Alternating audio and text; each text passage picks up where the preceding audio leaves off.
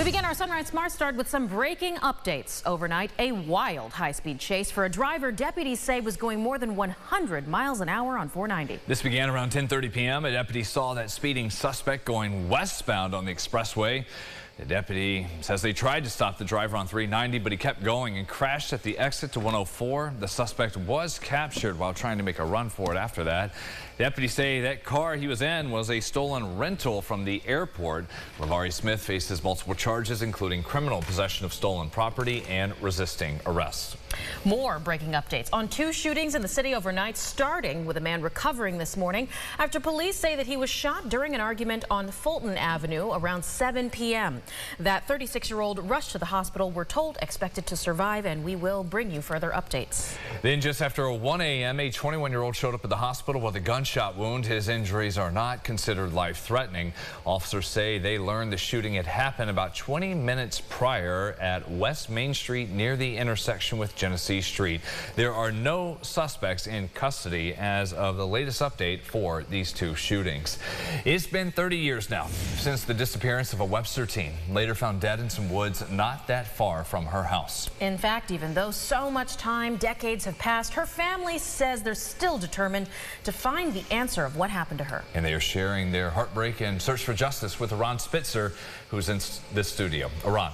Yeah, guys, to this day, the family of Kelly Gatfield is still searching for answers. It was August of '95 when the 16-year-old told her mom she was going to hang out with some friends, and she never came home. She asked me what time she should be home. I said 9:30, and she goes, okay with that. And she said, she gave me a hug and a kiss and said, I love you. That was the last time I saw her. 2 months later, Kelly was found in a patch of woods in Webster, not too far from her home. The victim's mother says the families of Kelly's friends saw legal counsel before her body was even found.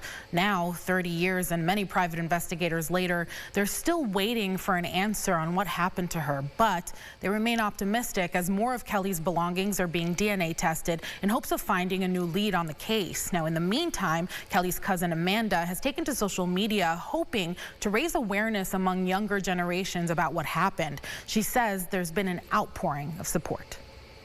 I listen to some true crime podcasts, and I've seen how social media can help cold cases, so that's why I wanted to bring it to my own, to hopefully get more eyes on it.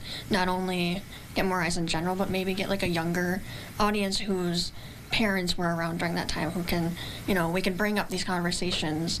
And it's amazing how many comments I've gotten on my videos about Kelly saying, I grew up in Rochester, or I lived in Rochester, or I lived around Webster during that time and I've never heard about this case. And to me, that's shocking because I've heard about it my entire life.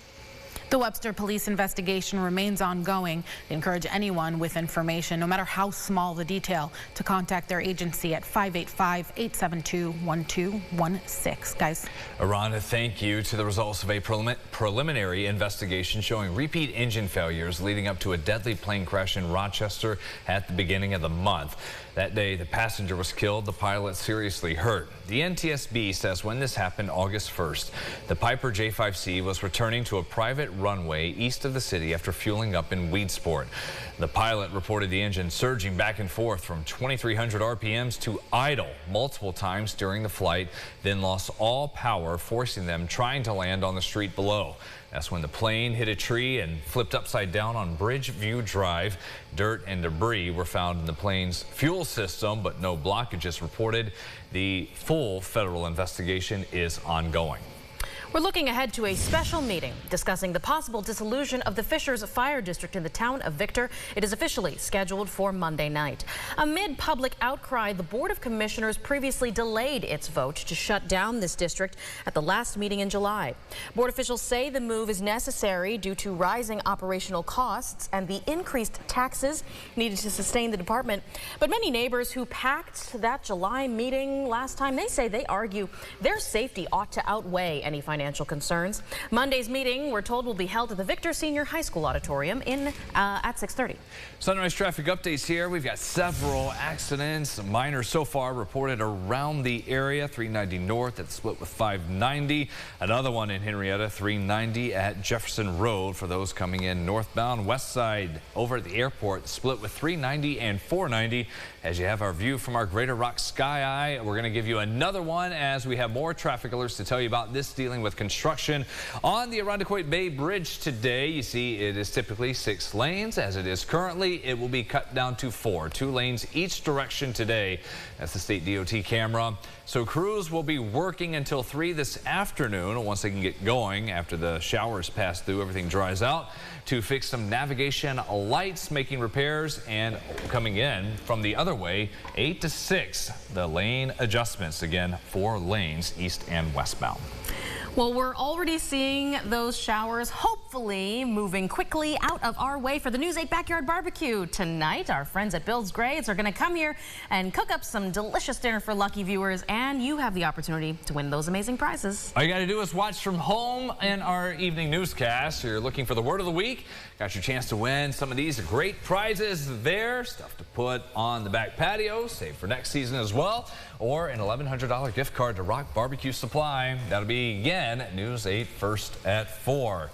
Some adjustments on the fly last week with the weather. Yes, having had to move inside. Right. And what do you got for this afternoon around that time? It was just a coin flip yesterday. Yeah. I was like, maybe.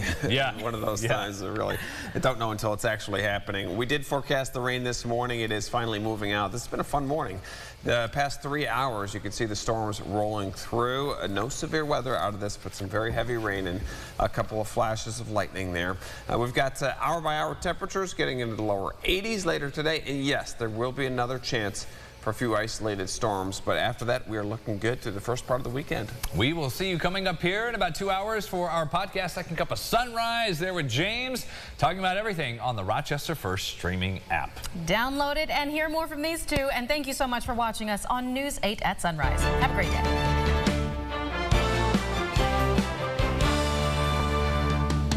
Follow News 8 wherever you are on RochesterFirst.com, Facebook, X, and on our app for news and weather.